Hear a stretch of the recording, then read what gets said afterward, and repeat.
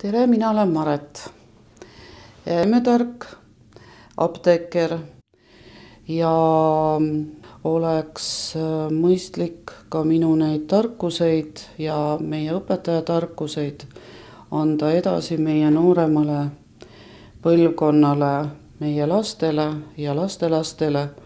Selleks oleme siin kenasti pannud Ingaga kokku raamatu Eesti taimetarkust edasiviiv osa, mis ei tohiks küll meie Eestimaal kaduma minna, mis võiks meie lapsi huvitada ja mis võiks meie lastele olla ka õpetlik 12 taimetarkusega. Tule sinagi anna hoogu meie vajalikule raamatule.